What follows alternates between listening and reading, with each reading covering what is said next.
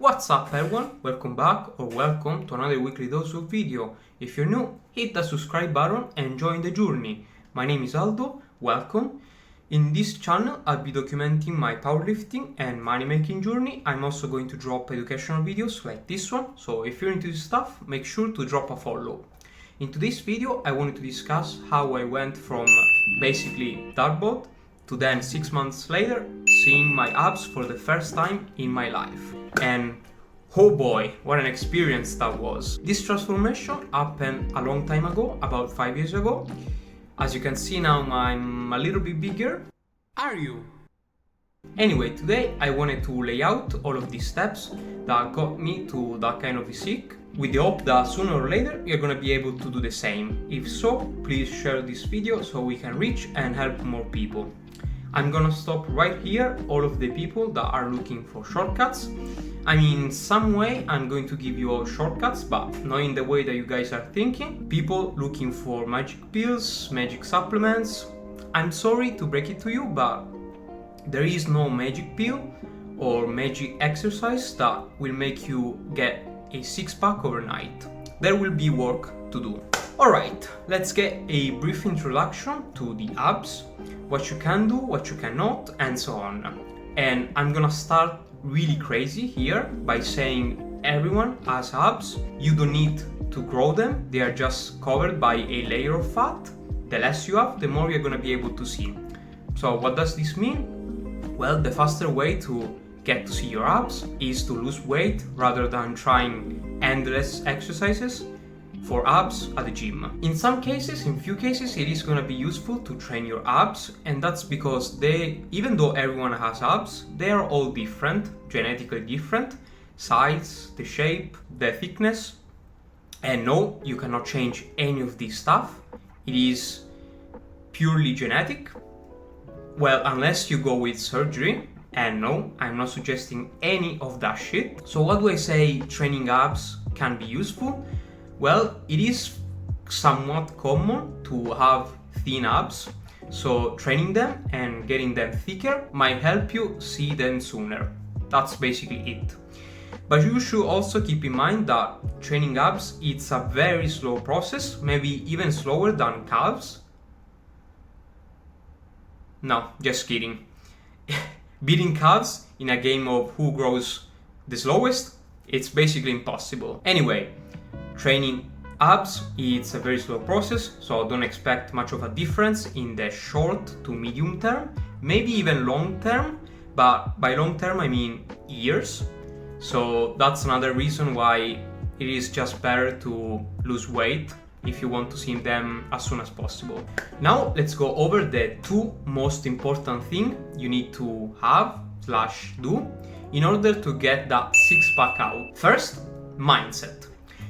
Wait, I know what you're all thinking about. Aldo, you're just wasting my time. Just tell me the practical things I need to do and I will follow them. I know these things seem boring, useless, but I promise you that even if you did the right stuff, without consistency, without the right mindset, you are still going to fail. Trust me, I've seen this endless time and it's not really worth it. That's the main reason we are going over mindset first, but I promise I'll make it as quick as possible as long as you guys promise me you'll try to take something from this point. Deal?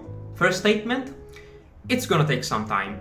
I already said that. It is definitely something you should remind yourself every so often, to just give yourself enough time to make things work out. And how much time it is gonna take entirely depends on a variety of factors. How well you will manage the next step we are going over, your lifestyle, how active you are, how lean you are. If you're very lean, if you start very lean, it is gonna take you a couple weeks to a month to see your abs.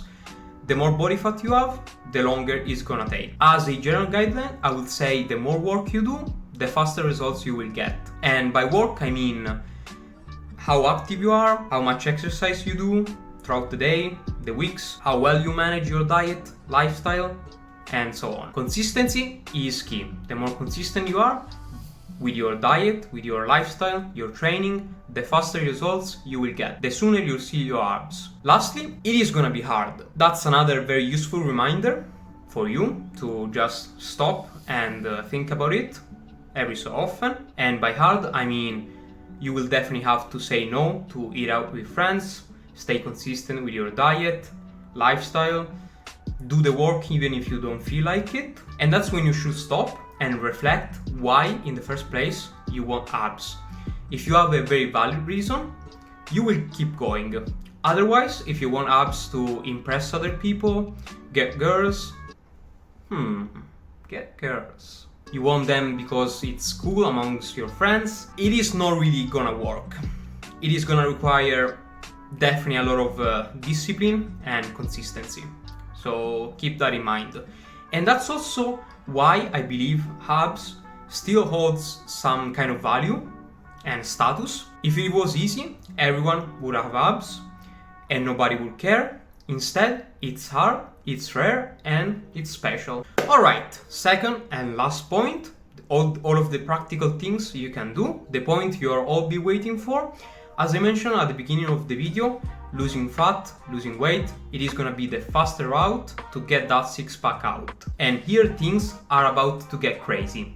If whatever you're eating is still less than what you're consuming throughout the day, you're still gonna lose weight. Now, from this sentence, you have two paths. The first one, I'll call it the lazy one, and then the second one, the more precise one.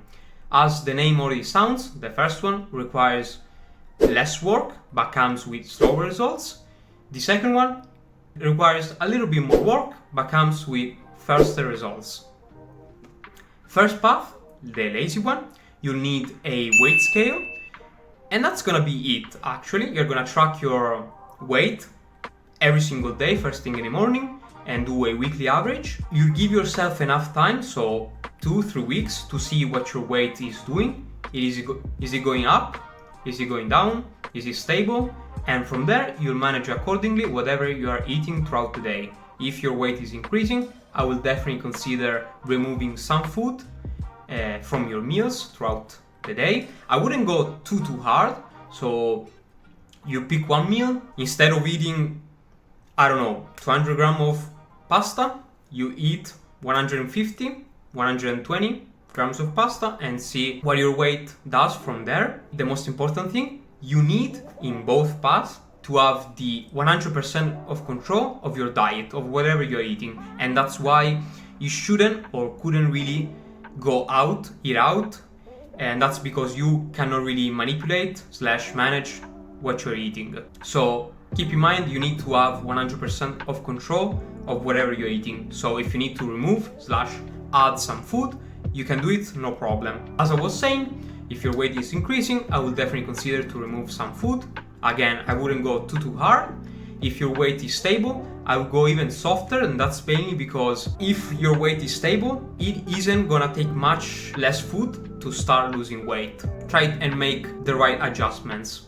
Then we have the second pass, the more precise one, where the principle is pretty much the same. So you track your weight first thing in the morning, do a weekly average and see what your weight is doing.